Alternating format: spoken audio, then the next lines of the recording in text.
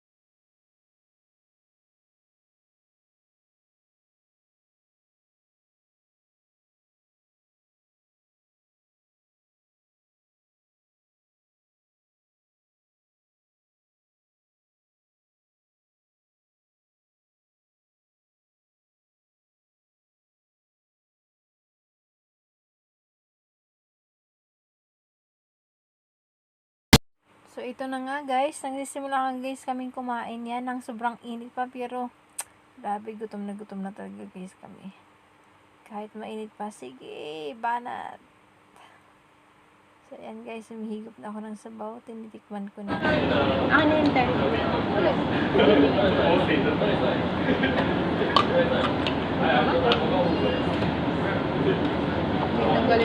Baka ma-overcook na naman, hindi masarap.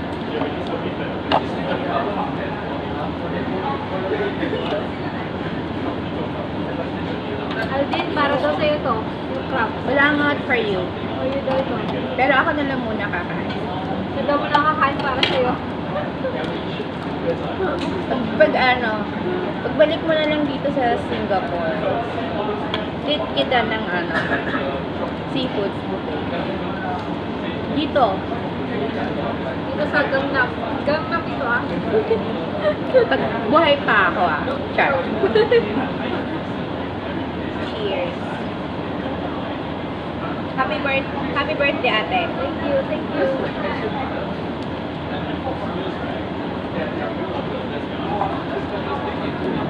Parang kapay ka ng lasang. Lasing na ba? Yan. Hello guys! Nakasigaw, no? Paki-adjust ng ng tea. Kasama ko si Dasal. Then, pahinga ako na. Tapos, i-insert namin dito si boss. Kasi wala siya dito. Absent. May date siyang iba kasi. Kaya di siya naka-attend. Parang local siya. So, shoutout sa'yo, boss. Tsaka kay si Sino boss mo? Bakit? Hello pa. Inanong naman nakita ko, sino boss mo? Si Aldin pala, si Aldin. Hello, Aldin. Sana nandito ka kasama namin. Hi, Kulangot. Boss, miss ka na namin. Nag-iisa lang akong tatawag din ng Kulangot. Ayaw nga pala, sorry. Sorry naman.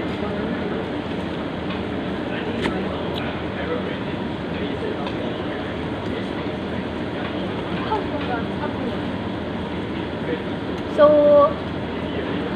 kasi nag-try kami mag-yield ng mga seashells. Hindi namin malaman kung paano siya, Hindi ko pwedeng i-grip pa yung crab. hindi namin alam kung paano siya malaman kung luto na siya. Tinry lang talaga namin mag-grilled. Ayan guys, yung inimbento ni Dasam. Yan. Pwede naman siya guys i-grill. Kaso nga lang, yung crab hindi pwede kasi makapal. Ang balat niya. So, hello guys. Tapos na kami guys kumain. After ilang oras? So good. Grabe mo sa 2 hours. 2 hours ba? 2 hours pa guys. Grabe, laki yung chun ko.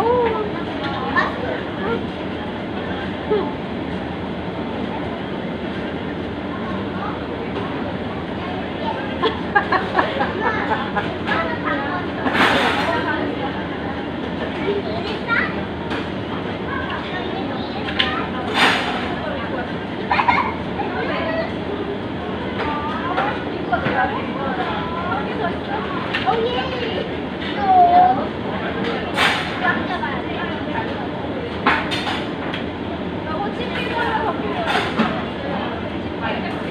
So, tapos na po kami. Uwi na kami. Then, papasok na naman ako tomorrow. Kasi sana bukas hindi busy sa office kasi tinatamad na ako magtrabaho.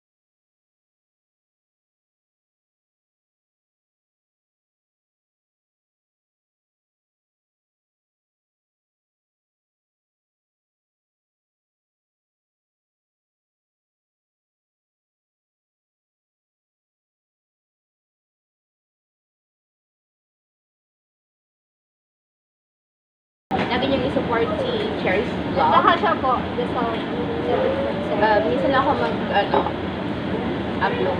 So, naka-unlisted lang yung LS ko. Kasi nag-aharap ng kasama. shut up.